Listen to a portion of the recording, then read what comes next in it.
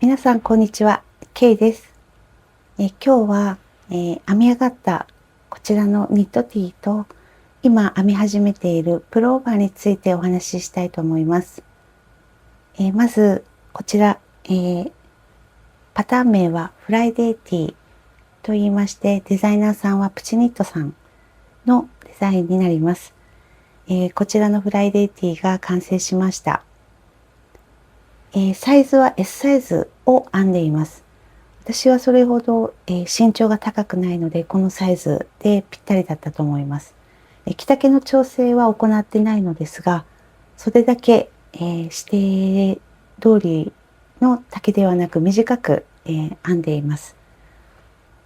今日はスカートに合わせて着ているのですが、パンツでもとても合う一枚じゃないかなというふうに思ってます。こちらは、ナチュラルな感じもありますし、会社にも、着ていけるそういった一枚ではないかなと思います。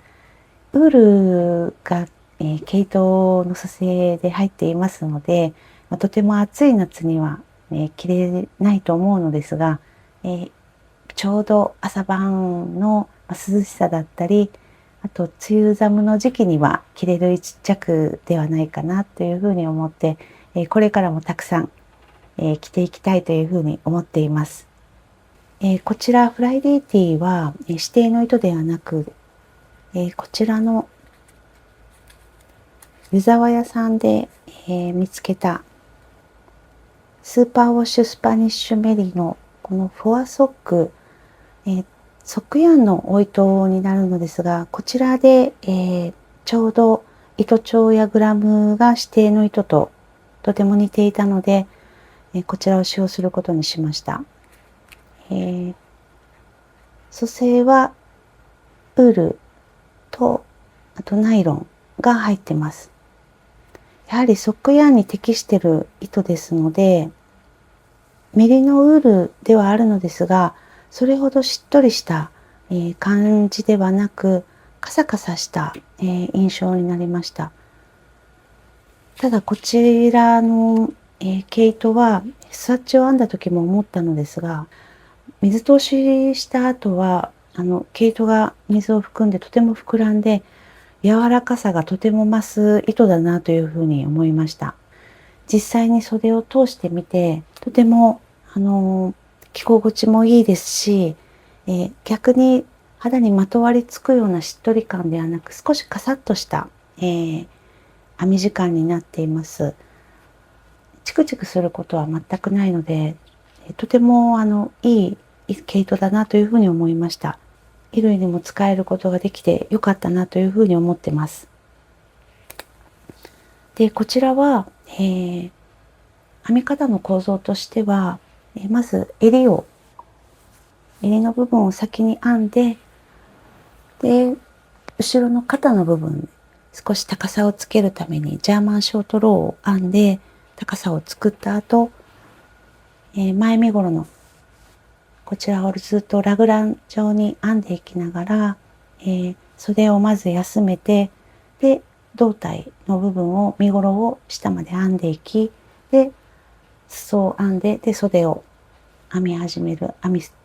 袖を編み進めるという、そういった作り方の構造になっているのですが、最初にパターンを見たときに、すべてゴム編みではないかなと思って、私にできるかなと恐れおののいていたのですが、スワッチを見せますと、こちらは最初に編んだスワッチで違う別の毛糸なのですが、こういった形で表編みとゴム編みが交互に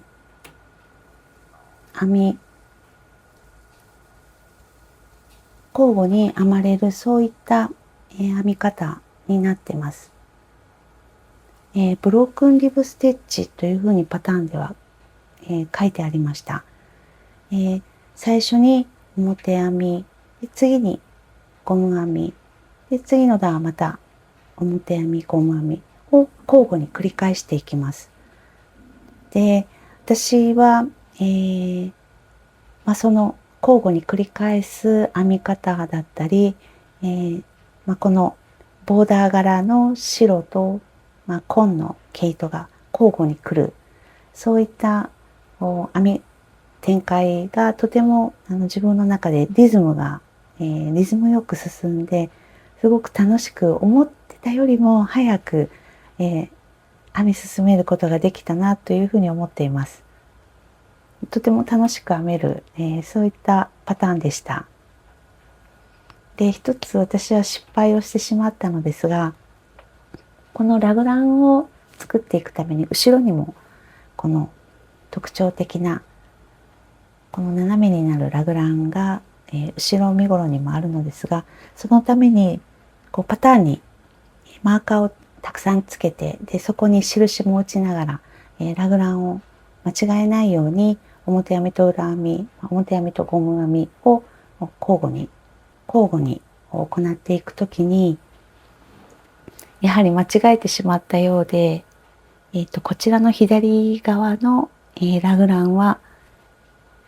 このラグランのラインがずっと下までつながっているんですが、もう一本のこのラグランのラインは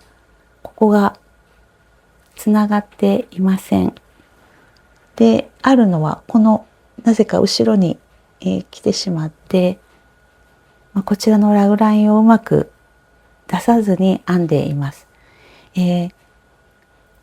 ちょうどここは表裏が交互に来る部分なのですが、表表というふうに間違えて編んでいました。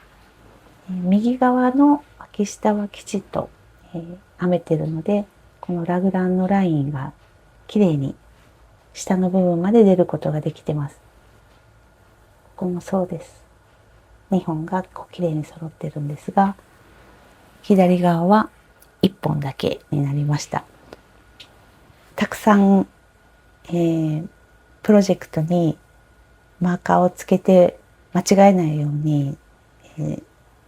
工夫してみたのですが、なかなかうまくいかずに、ちょうどこの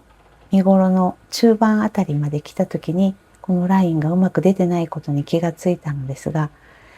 もうここまで、編んでしまったのだからっていう思いと、脇の下の部分の、脇の下の部分のラインなので、それほど周りからも気がつかれないのではないかなと思い、最後までもう編み進めることに決めました。そこが唯一私が、編み進めている中で間違えてしまったなというふうに思いながら、それでも編んでいた、一つの失敗になります。このフライデーティーはとても、パターンも編みやすく、ブロークンリブステッチという変わりゴム編みの、そういった手法を使った、編み方になるんですが、とてもパターンは明快でしたし、あと、出来上がったこの編み地感も、少し特徴的な編み地になってますし、このボーダーの柄がとても爽やかで活躍できる一着になるのではないかなと思いました。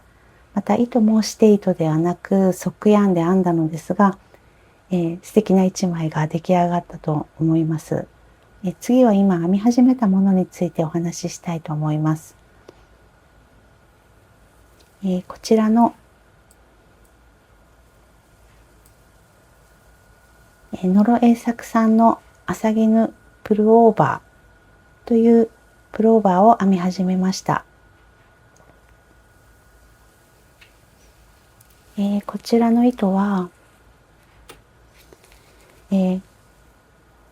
族に、プレゼントをしてもらった、糸、キット、糸とパターンが一緒になったキットになるのですが、麻絹という糸になります。リネンと、あと和紙、そしてナイロンが組成になっている糸になります。リネンと和紙が組成になってますので、主にはリネンなのですが、とても糸に張りがあって、しっかりした硬さのある、そういった糸になっております。こちらの糸は、とても鮮やかな、赤ピンクの色合いになっています。私はこういった色の毛糸で一着は持ってないので、初めて、こういった明るい鮮やかな、色で編む一着を作ることになります。私はこういった通気性がとてもある、空気が出入りするようなとても涼やかな編み地になってます。これは後ろ身ごろになりまして、これは後ろ身ごろになっていて、真ん中は透かし編みの模様が入ってます。